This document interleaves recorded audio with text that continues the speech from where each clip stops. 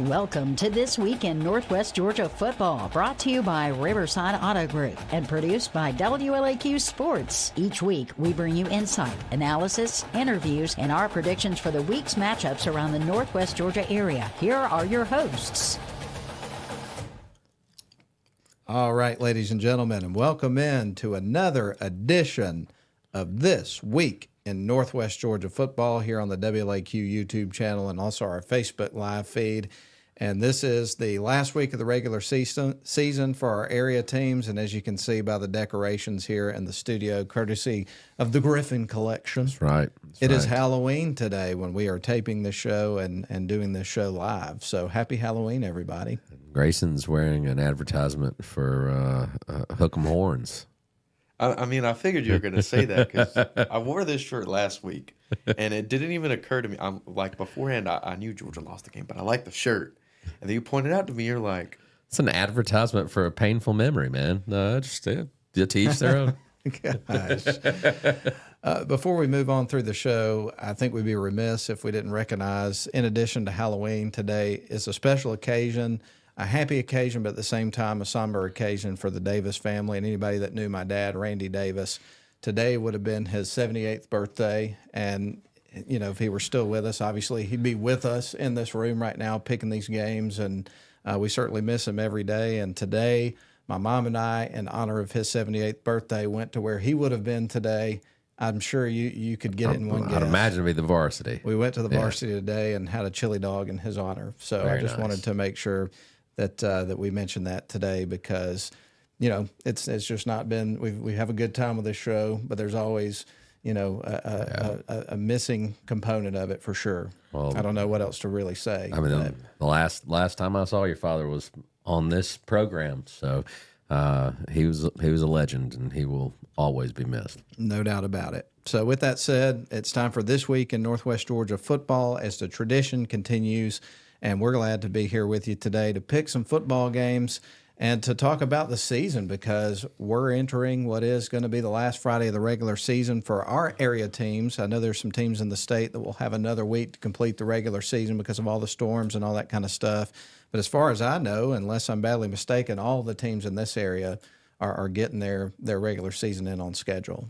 Yeah, it's going to be a fast and furious Friday finish. How about all those Fs? Oh, my goodness. Man. Wow. Let's take a look at how we did in the picks last week. I know you guys are excited about this part of the segment. Yeah. Can we not?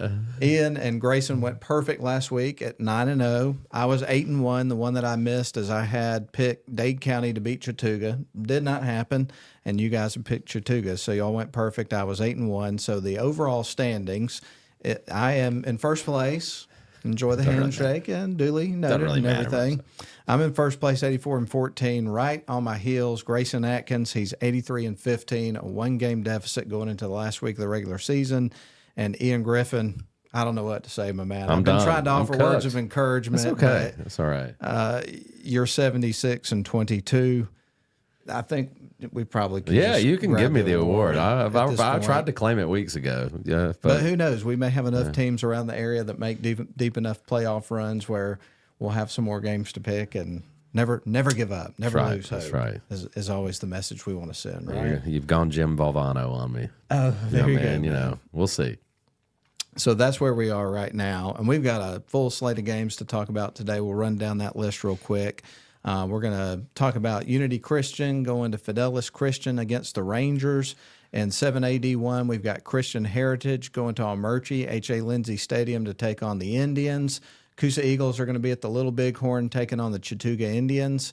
And 7AA, we'll talk about the Rockmart Yellow Jackets going up to North Murray with the backdrop of Fort Mountain taking on the Mountaineers. And 7AAA, you've got Adairsville at Heritage taking on the Generals. And 5A, the Rome Wolves will be at Kennesaw Mountain taking on the Mustangs. And 6AD1, Darlington's at Bremen taking on the Blue Devils. Temple will be out at Model at Woodard-Tuggle Stadium. Heard County Braves will be down in Lindale at Pepperell. And then 7AD2, we've got one game, and it's a big one that we're going to talk about this week.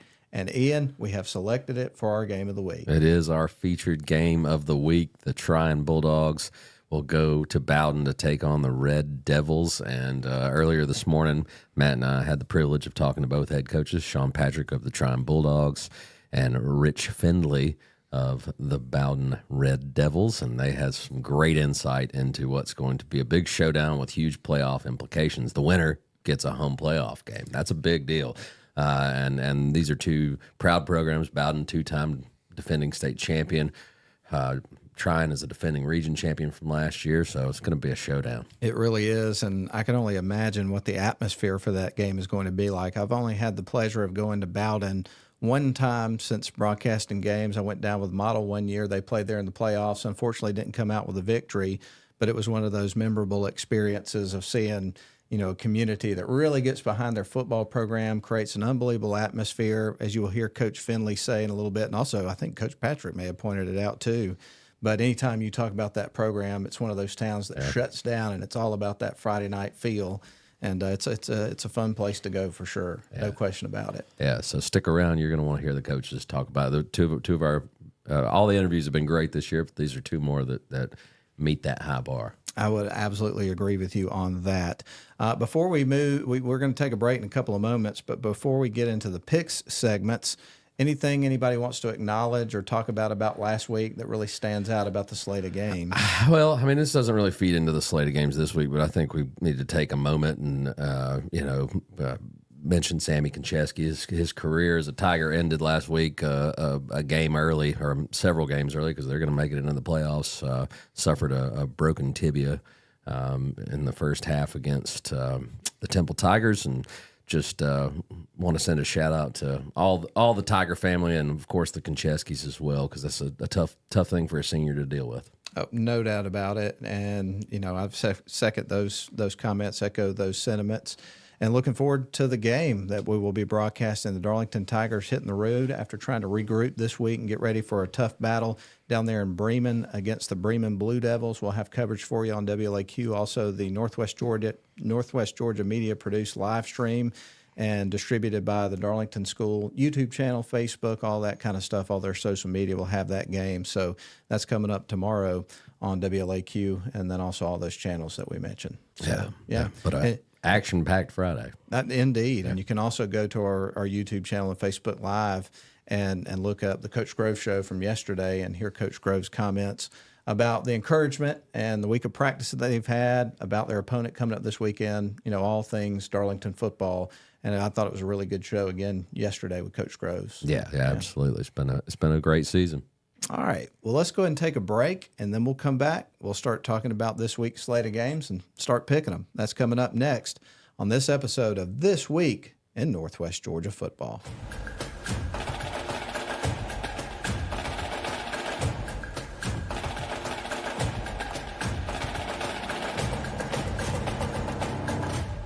Shop for your next car, truck, or SUV at Riverside Auto Group. Check out riversideautogroup.com today to browse their selection, or visit with them in person at Riverside Chevrolet GMC in Rome, Riverside Toyota in Rome, and the all-new Riverside GMC Cadillac in Cartersville. Locally owned and operated by the Welburn family since 1974. That's Riverside Auto Group. Visit riversideautogroup.com.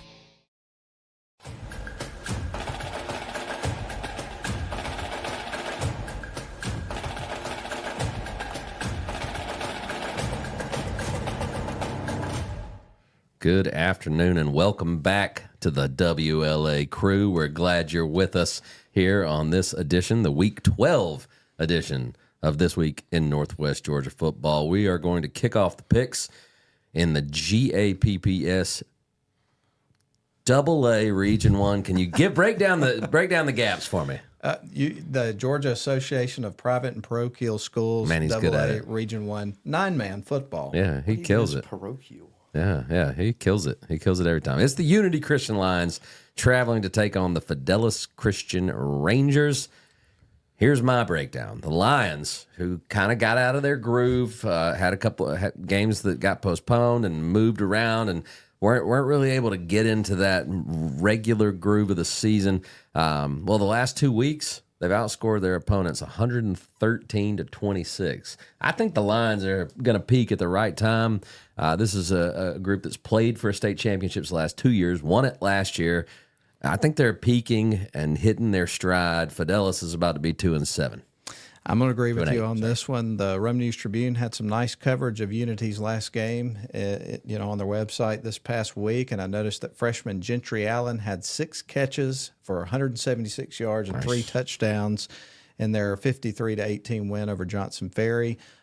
Quarterback Evan Whiteside's ability to run and throw makes things difficult for opposing teams, and once the Lions get things rolling, they're really hard to stop. And so they've had a couple of games, I think, this year where they've had a little bit slow starts. I look for them to get off to a hot start in this game and, all gas, no brakes kind of a situation. So I'm going to go with Unity in this game. Let's move our way across the table here, and we'll find out what Grayson thinks about this matchup. I don't have too much to add. Give me Unity to win this game easy. All right. So there you have it. We all agree that Unity will win this game. Moving along, we're going to move into 7AD1 and talk about our next matchup on the list. And this one is going to pit the Christian Heritage Lions, 7-2, 5-1 in region play. They're going to go over to H.A. Lindsey Stadium to take on the Almerchi Indians, who are 3-6 on the season, won their first 3 non-region games, but it's been tough sledding in Region 7AD1. Tough region. They're 0-6 there.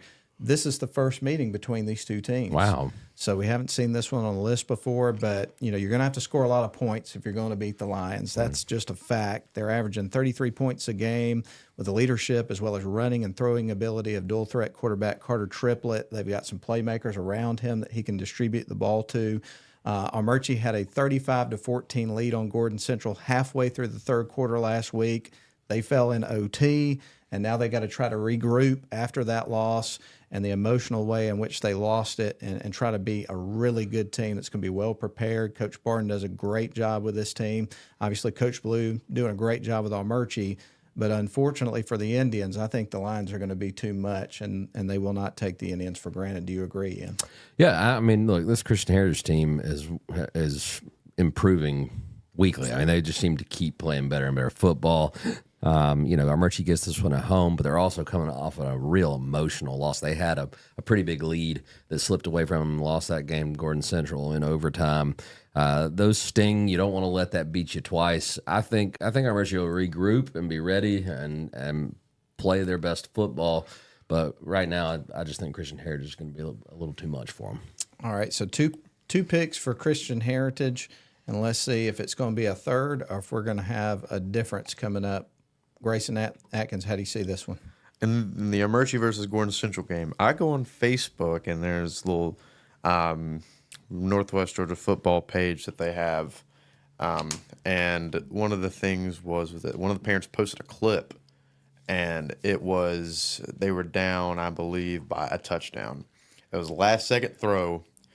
Receiver caught it, and he got 2 feet in bounds. And it was really controversial, but then he ended up dropping it as soon as he went out of the end zone.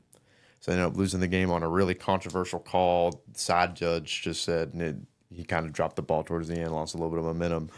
But really emotional loss, but I just think that now you face a loaded Christian Heritage team.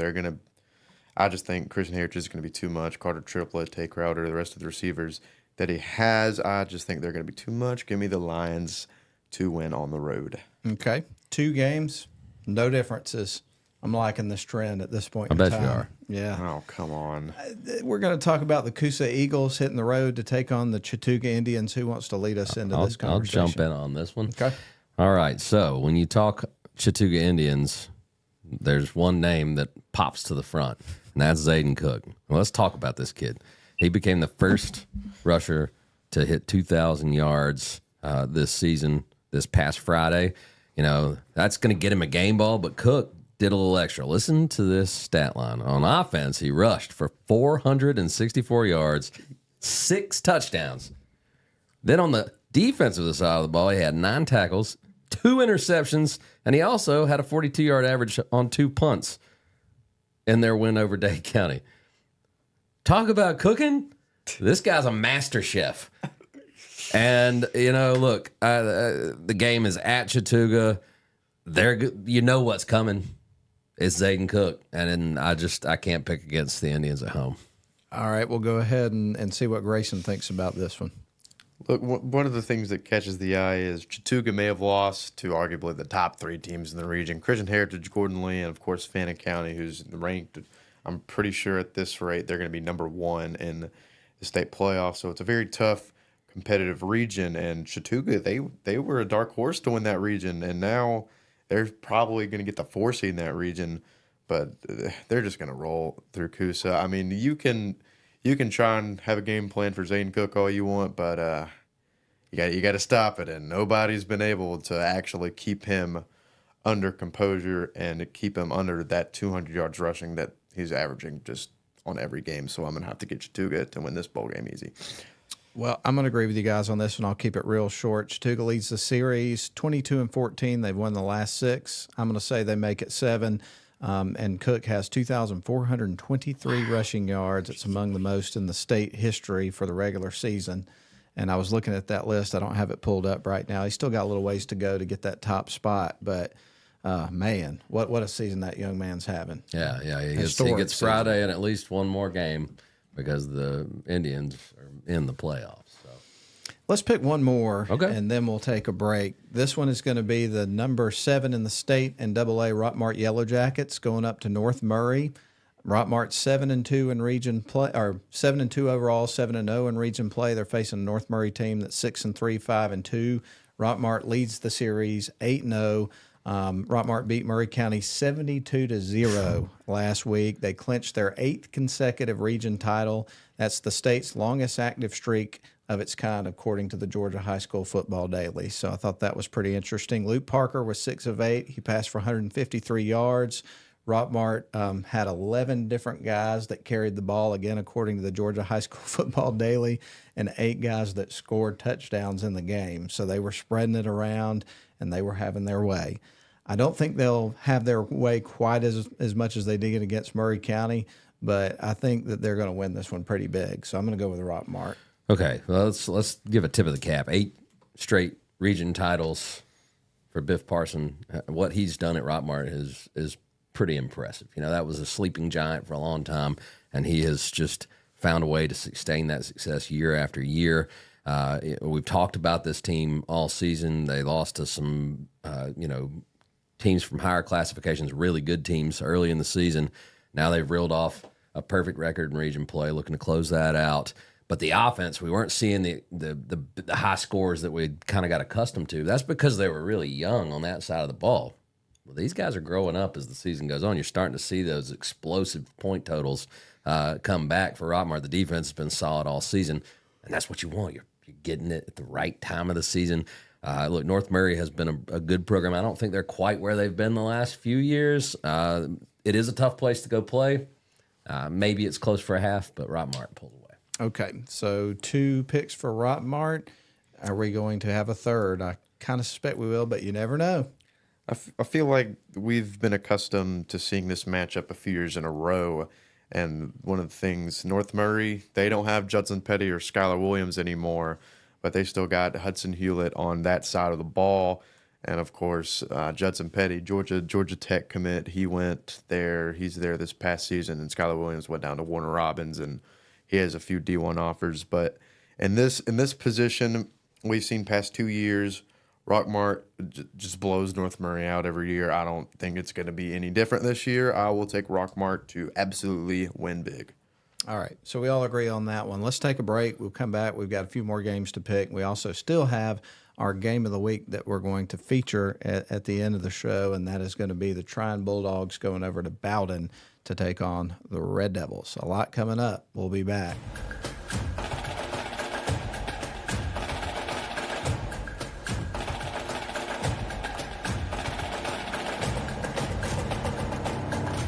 Shop for your next car, truck, or SUV at Riverside Auto Group. Check out riversideautogroup.com today to browse their selection or visit with them in person at Riverside Chevrolet GMC in Rome, Riverside Toyota in Rome, and the all-new Riverside GMC Cadillac in Cartersville. Locally owned and operated by the Welburn family since 1974. That's Riverside Auto Group. Visit riversideautogroup.com.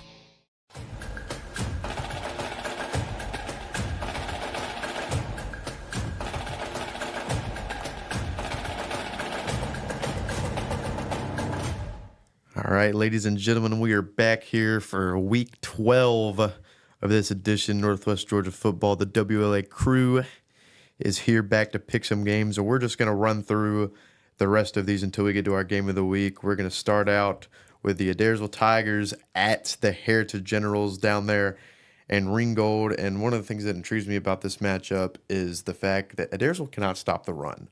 Whenever they played Northwest Whitfield, they ran the ball. Northwest Whitfield ran the ball around 58 times out of 62.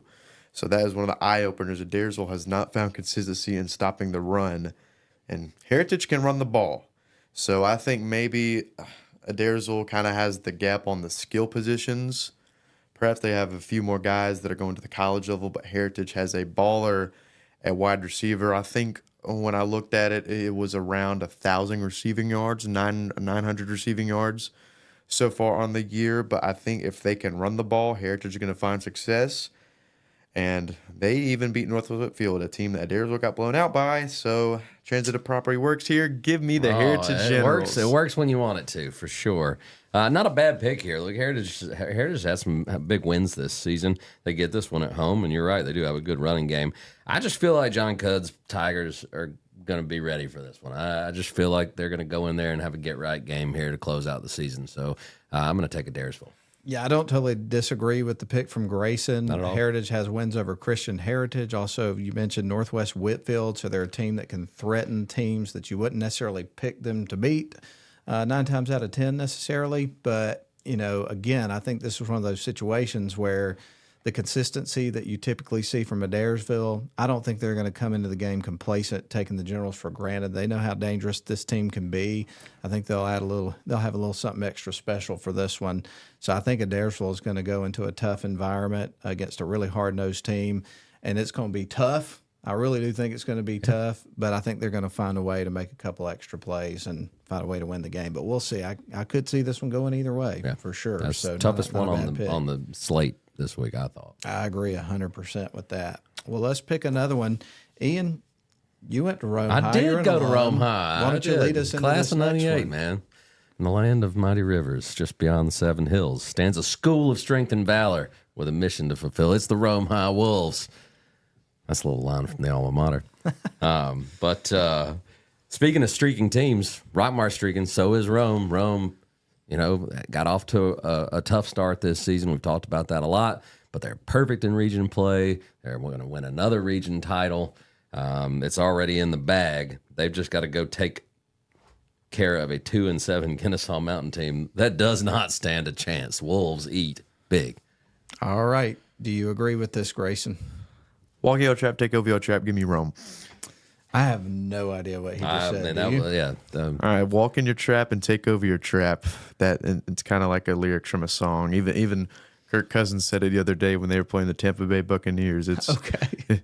kind of common now, but okay. So I said, walk your trap, take over your trap, give me the Rome Wolves. Thank you for the explanation on Yes, that one. I appreciate that. I appreciate that. I'm going to go with you guys. I don't have a whole lot to add here. Rome, it's been a similar situation in that once they get into region play, they dominate. And I think that's going to be clearly the case in this game. So I don't have a whole lot to add other than, Rome's looking good to win this one. Yeah. So, all right. Well, let's see. What do we got left? Oh, we still got a few more. games Yeah. left. Temple Man. at Model, Hurt at Pepper. Well, Darlington and Bremen's our next one. those two. That's exactly right. So we'll go ahead and jump back into our next game. Not picking this one, broadcasting it, and so we'll just talk about it. But the Darlington Tigers 5-4 and 3-2 in region play will go into Bremen, who's also 5-4, 3-2.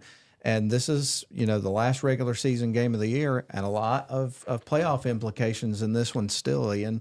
Coach Groves was telling us about that last night. Yeah, I mean, this can make a big difference. If Darlington can get a win, they can still get a home playoff game. One more game for these seniors who have invested so much in the program. So this is a very big game.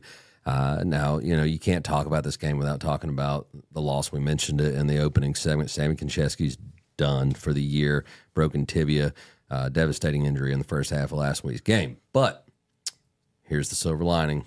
Henry Ledbetter, who has been out for the last few weeks, he's been the backup quarterback all season. He will be playing in this ball game. He's a big-bodied guy. He understands how to run this offense. He's going to have the weapons around him that have helped the Tigers win a lot of games this season. It's a road game. It's going to be a tough game. We know the Tigers' recipe for victory. It remains the same. Control the clock with your offense, ball control offense. Don't turn the ball over. No self-inflicted wounds, and go out there and win the hitting game.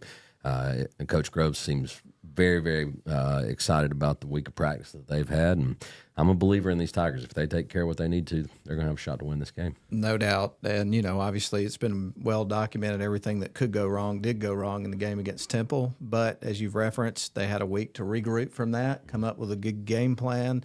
And if there's one thing we know about Coach Groves and his coaching staff, they know how to draw up a game plan and try to work with whatever circumstances are in front of them. So with that extra time this week to try to overcome some of the difficulties that they've had and get the right guys in place and all those sorts of things, I'm really interested to see what this game looks like.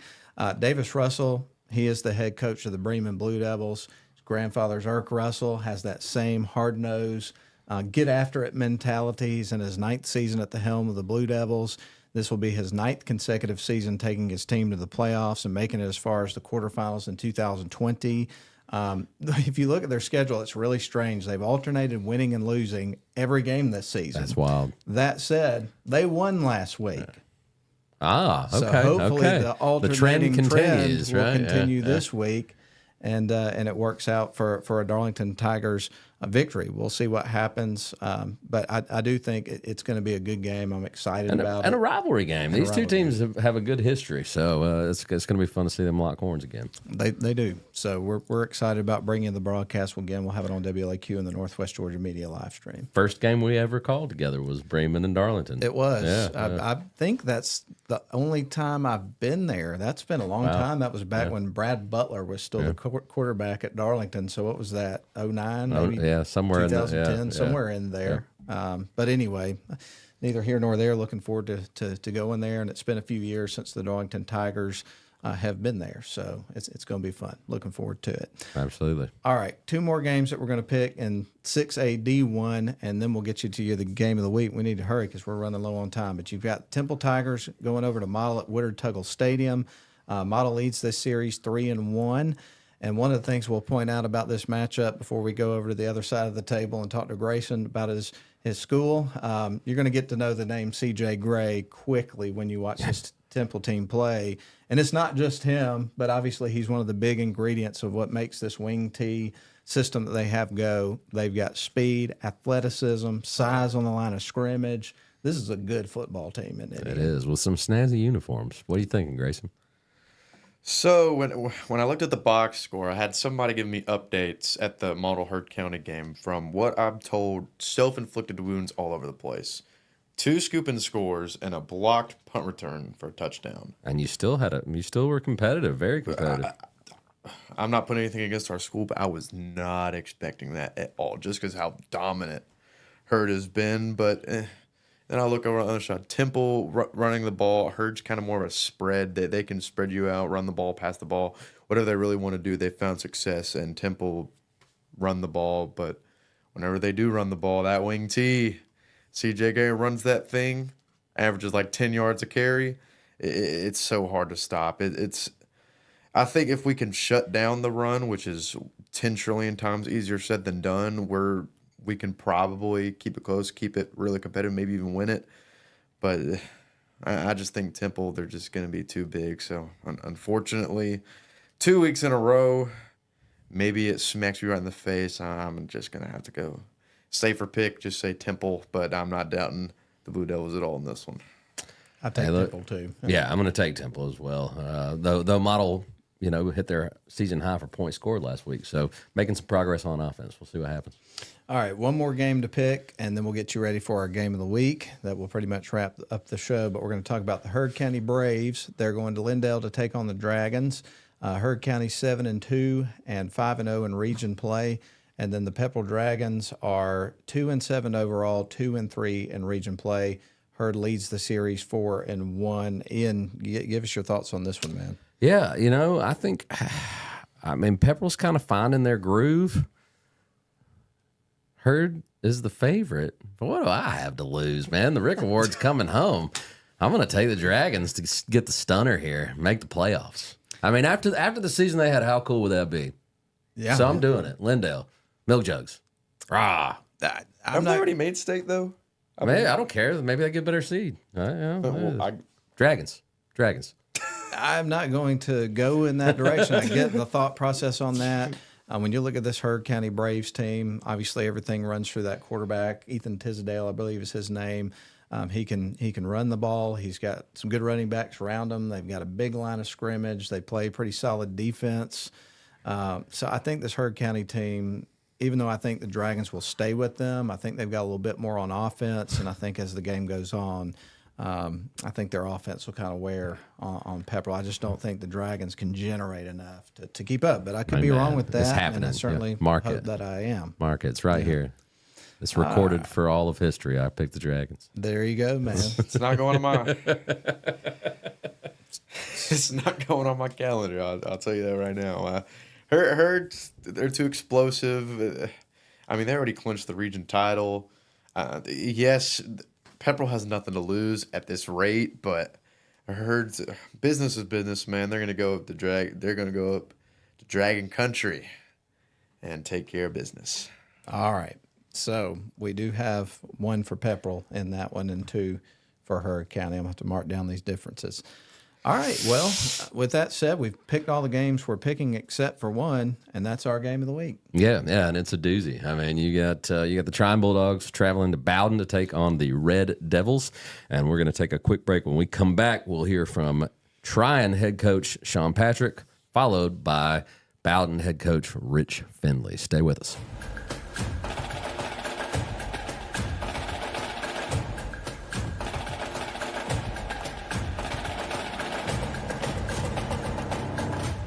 Shop for your next car, truck, or SUV at Riverside Auto Group. Check out riversideautogroup.com today to browse their selection or visit with them in person at Riverside Chevrolet GMC in Rome, Riverside Toyota in Rome, and the all-new Riverside GMC Cadillac in Cartersville. Locally owned and operated by the Welburn family since 1974. That's Riverside Auto Group. Visit riversideautogroup.com.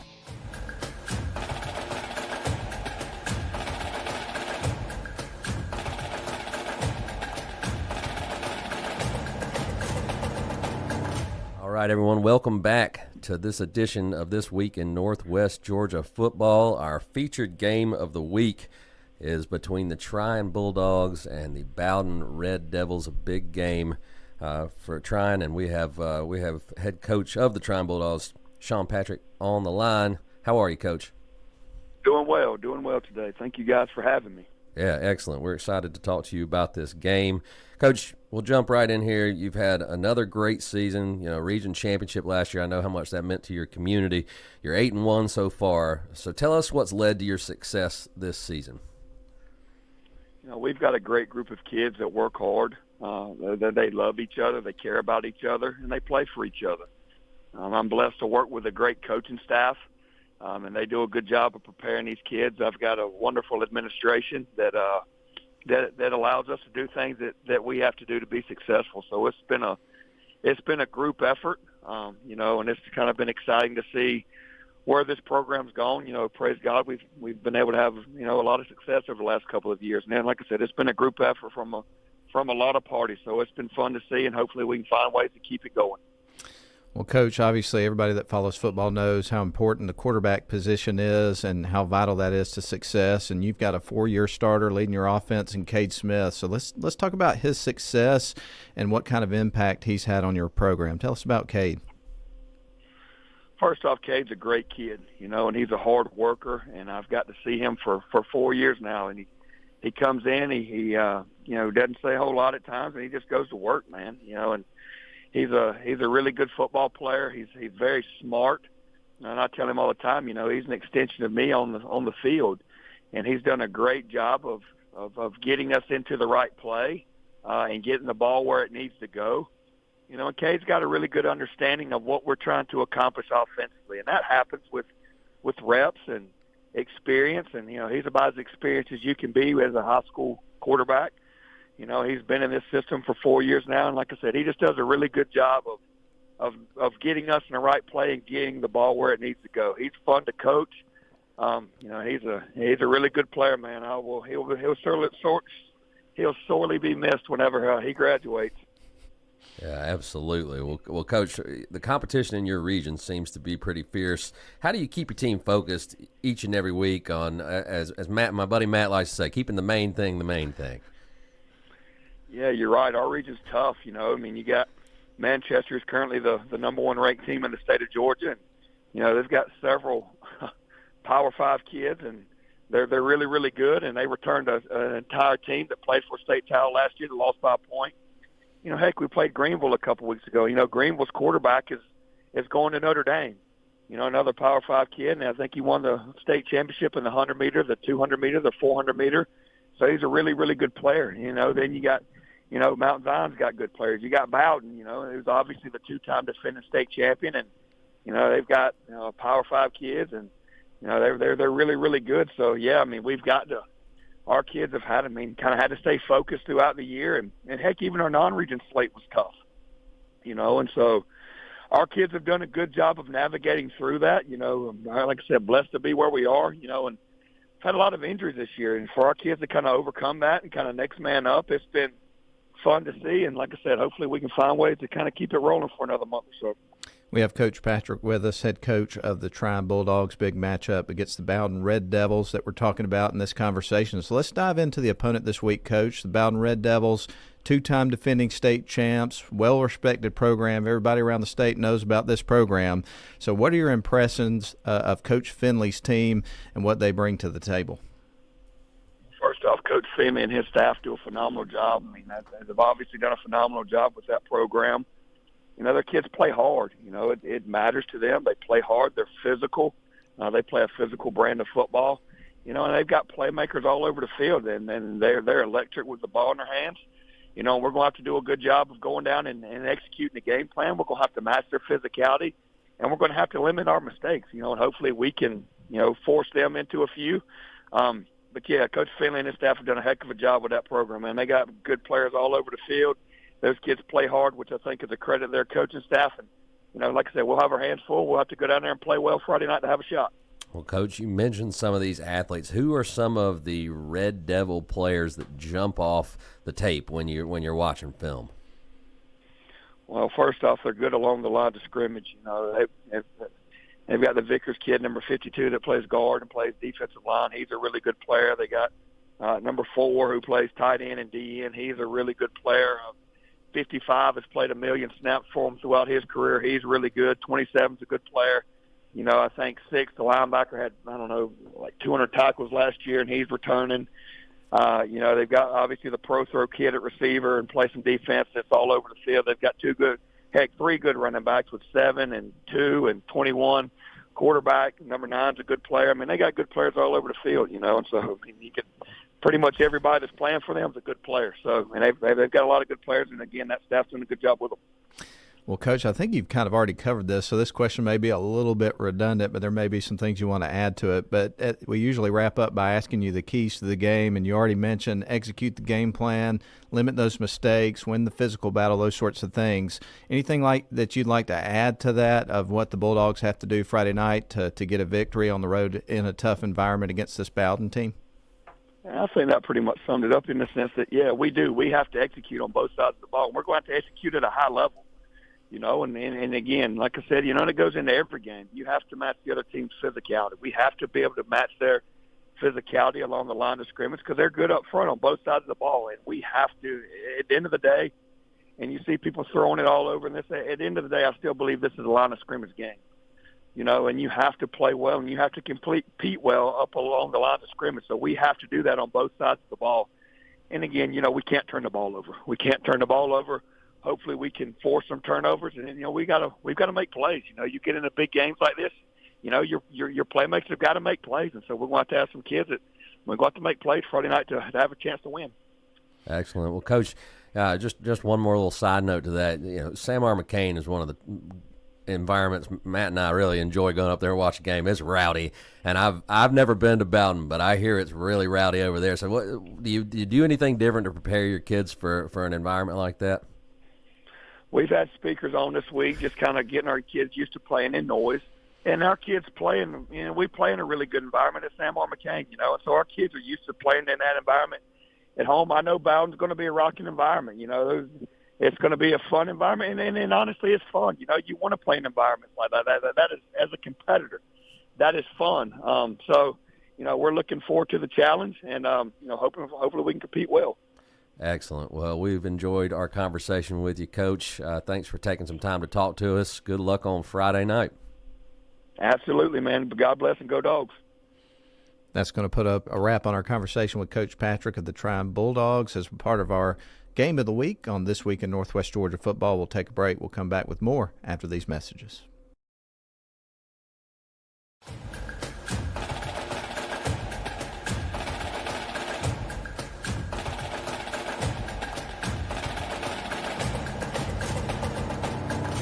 Shop for your next car, truck, or SUV at Riverside Auto Group. Check out riversideautogroup.com today to browse their selection or visit with them in person at Riverside Chevrolet GMC in Rome, Riverside Toyota in Rome, and the all-new Riverside GMC Cadillac in Cartersville. Locally owned and operated by the Welburn family since 1974. That's Riverside Auto Group. Visit riversideautogroup.com.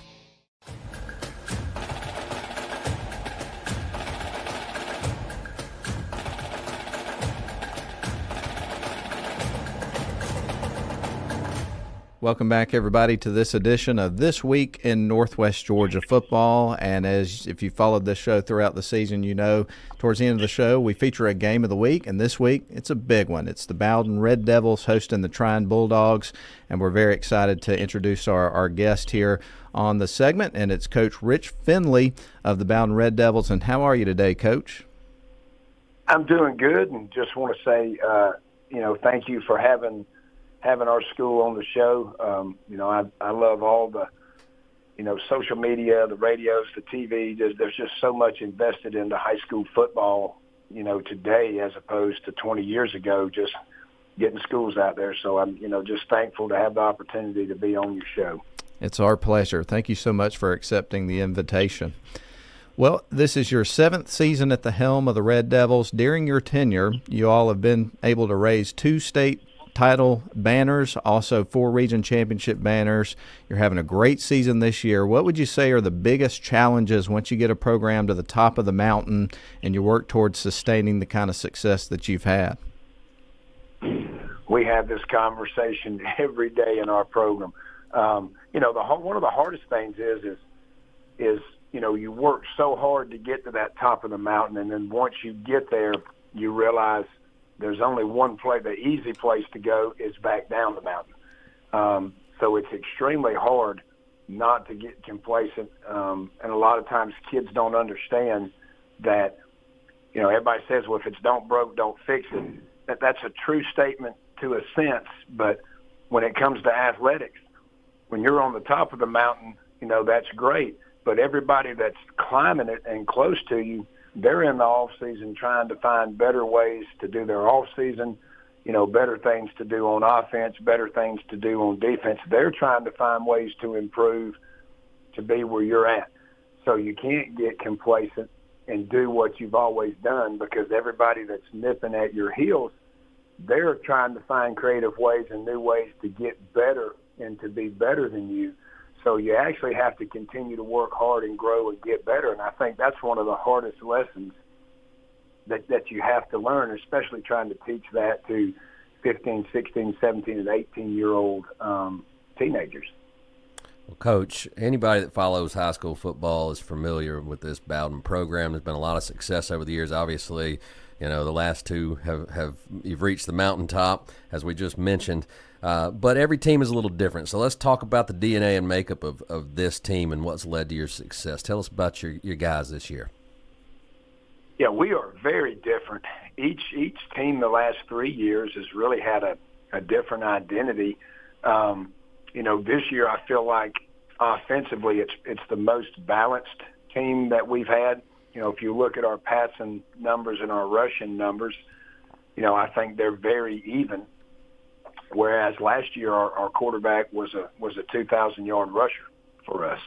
The year before that, we were still run heavy, but we had a quarterback who could throw the football a little bit. But he was also a kid who, if we needed somebody to go be a shutdown corner and lock down the other team's best receiver, he could go do that. And then defensively, we're a little bit different too. I think last year we forced over 40 turnovers throughout the season, and this year, we haven't forced quite so many. I think with that number's half, we're at about 20. So we don't cause as many turnovers. Now we're a bend but don't break. We kind of bow up once you get the ball inside the 20. But it's different. The kids are different, and that's the awesome thing about high school football is each group is different. And you have to kind of figure out where you're good, what you're good at, and hopefully by games 9 and 10 you've figured that out. We've got Coach Rich Fendley with us. He is the head coach of the Bowdon Red Devils, if you're just tuning in to the program. And, Coach, you talked a little bit about the identity of this particular group. Let's talk some specifics about some of your guys.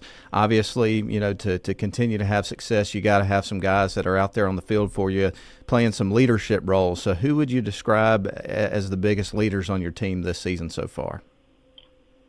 On the offensive side, our O-line, they all returned from last year. So as a collective group, they do a good job of leading our program. They've all started in state championship games. Probably our biggest leader by example is 3-year starter at receiver, Caden Prothrow. I think he leads in touchdowns and receiving yards in our classification, and he's a kid that he's a great practice player, great Friday night player, great weight room kid. He's a great classroom kid. He does everything right in every phase of what he does. I think we've got a receiver named Mason Daniel who's in his 4th season with us. He is our probably most verbal leader on the offensive side of the ball. He does the most talking during the week at practice. And, of course, our quarterback, Charles Maxwell, he's new to us, but he's come in and he does a great job. I think he's watched more film than a lot of our players combined. His hours are crazy how much film he watches. So he's one of those leaders by example. And then if you flip over to the defense, probably our quarterback on that side is Dylan LeGrand. He was an all-state linebacker for us a year ago, had 151 tackles, and he's on pace to do that again. He's got about 90 going into this game Friday night. He is our vocal guy and our guy that shows up every Friday night and plays really hard and really well. And then our other guy that gets us lined up on defense is number 5, Berkeley Perkins. He's a 3-year starter for us. He's just a junior. He plays receiver, but he's our free safety, and he's kind of the guy that calls out everything, gets us lined up, and gets us in position to play good defense. Well, excellent. Coach, you've got the Trion Bulldogs coming to town Friday night. They've got an 8-1 record. They've been consistently good over Coach Patrick the last several years. What are your impressions of this Trion program, and what jumps off the tape when you're studying the Bulldogs in the film room? Well, the first thing that jumps off is how hard and how much love those kids have playing football together as a group. We taught our kids about how important love is and loving your teammates, and they play so hard, and you can tell those kids enjoy playing football with each other. That jumps off at me first. the second thing that jumps out is they may be, and I'm not taking away from any team that we play, but they may be the most well-coached football team we've seen all year, which is a credit to their coaching staff. They do a great job at what they do scheme-wise, and their kids buy into it. And they've got some kids we know. You know, we were in the region with Trion, and our seniors played against their seniors. The last time we played, they were all freshmen. So, you know, we know those seniors, and those seniors know our kids, so we're not unfamiliar with each other. And Coach Patrick has done a great job since he's been there, and they find a way to win every Friday night. You know, they're 8-1. They found a way to win, you know, 8 of those football games, and they're just impressive to watch on film. Coach Rich Fendley with us, head coach of the Bowdon Red Devils. And, you know, we talked about the success that you've had in your tenure there, this being your 7th season. Obviously, Bowdon is one of those programs that's been known around the state for a long time. You got a lot of tradition, a lot of history there. So you get this game at home. Tell us a little bit about the environment that you get at your home games and what it means to you personally to lead this program, because I know it means a lot to you. I'm a very blessed person to have gotten this head coaching job. I've got two kids of mine. My 2 stepsons play here. One's a junior and one's a freshman. I'll tell you, when I got this job and coached in the very first game here back in 2018, I felt like I was back home playing at Warner Robins back in the 1980s and early 90s. This is a awesome community. It shuts down on Friday night. There ain't a store open. You know, everybody who's a part of Bowdon, they are here. Our stands are packed every week. I do think we have a home field advantage. Last year we got lucky and won every coin toss. We played all 4 playoff games here at home, and I think that helped us in that run of repeating as the state champions, was getting those home field games. I'm tickled to death that we have Trion here. I think that they would have an advantage in this football game if we were playing up there and their home crowd, you know, were to be there and be loud. And I expect their crowd to travel really well Friday. And I've told our kids, you're going to know when a big play is made, because if we make a big play, the roar is going to come from behind us. Our crowd will be so loud. I said, but when they make a big play, you're going to hear the roar come from across the field. And that's what you get in these small Class A communities. Every community member knows every player on our football team. They see them out. They call me if they think they're up to no good. It is a great, wonderful, awesome place to coach. And if any of our community hears this show, you know, just make sure you're there Friday night, loud, proud, and trying to give us a 12th man advantage. Well, I know that'll play a large role in you know, giving you guys a chance to get a victory. But what are the other keys to the game? We'll close out with that, Coach. What do the Red Devils have to do to get the W to close out the season? Well, from our defensive standpoint, they are a very talented offensive football team. Their quarterback is a 4-year starter. You know, they've got a really good tight end. They've got a good running back, number 10. They've got some good receivers. And, you know, the thing that they do very well is I think that they forced us to draw up 120 different cards this week. They've run 120 or more formations. So they do a great job of getting you confused on defense and figuring out how to line up. So the first key that we have to do Friday night is, from a defensive standpoint, is we have to make whatever our call is to whatever they're in, 2-back sets that have trips, receivers, empty sets, you know, unbalanced and double tight end sets. We have to make sure we get our pre-snap read, make our call, and get lined up. You know, if we get lined up, I think we can play fast and play good defensive football. So the key is recognizing the formations and what we're supposed to be in, and us echoing that call amongst all 11 players. From an offensive standpoint for us, you know, we need to do what we do every week. And, you know, we tell our kids each week that we think we're good enough on offense, that if we don't stop ourselves, then people can't stop us. So we need to play pre-football. We don't need to drop balls. We don't need to have illegal procedure penalties. We don't need to have any penalties. We don't need, guys missing a blocking assignment or putting the ball on the ground. We just need to go execute what we do and try to put points on the board and make them play catch-up. And then the final key to the game is the special teams areas. They are a really, really good special teams group. They have a really good kicker. And we know a game of this magnitude, the winner will be the 2 seed and get the host next week. The loser will be a 3 seed and be on the road. They're going to have some tricks up their sleeve with some fake punts or some fake field goals or some onside kicks. So we have to be alert, and we have to win each special teams that goes on the field. Well, excellent. Well, Coach, we, again, really appreciate you taking the time to call us and give us some insight into this big-time matchup. We wish you the best of luck on Friday night, and we'll hope to talk to you again sometime in the future. Yes, sir. Thank you very, very much for having me on the show. Excellent. Well, good luck Friday. Thank you. All right. Bye. It's going to put a wrap on our conversation with Coach Rich Fendley and our Game of the Week segment on This Week in Northwest Georgia Football. We're going to go ahead and take a break, hear a word from our sponsor. We'll come back for our final brief segment after these messages.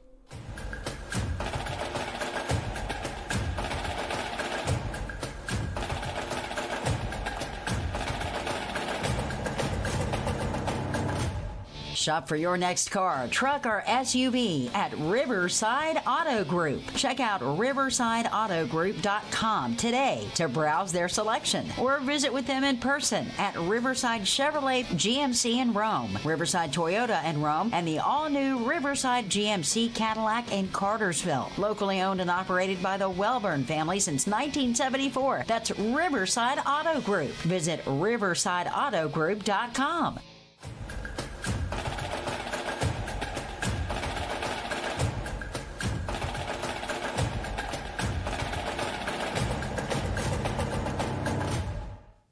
We welcome you back in one more time for a brief segment on this episode of This Week in Northwest Georgia Football. Really enjoyed the conversations that we had with Coach Fendley from Bowdon, coach of the Red Devils, and also Coach Patrick from the Trion Bulldogs. And again, just want to, in case any of those coaches watch or the communities, just thank them for their time. It was awesome to get to talk to them and get some insight into their teams and what they thought of the opponent and all that kind of good stuff. I thought they were both great conversations. Yeah, a lot of mutual respect from those two coaches for these two programs. Good records, a lot on the line. I think Trion goes on the road and gives them 4 quarters a heck. But I'm going to take the home team to win. All right. History-wise, Bowdon leads at 30-11-1. The Red Devils have won the last 3. They have not played since 2021. Grayson, do you agree with Ian? Do you think that Bowdon's going to win the game? Don't get me wrong. Trion is still good, and they're two very comparable teams in terms of personnel, but championship DNA. Trion does not have that just yet, and Bowdon has shown they know how to get to that mountaintop every single year, and they're a powerhouse. I mean, it's just really hard for me to pick against them. I'm just gonna have to pick the Red Devils to win this ball game.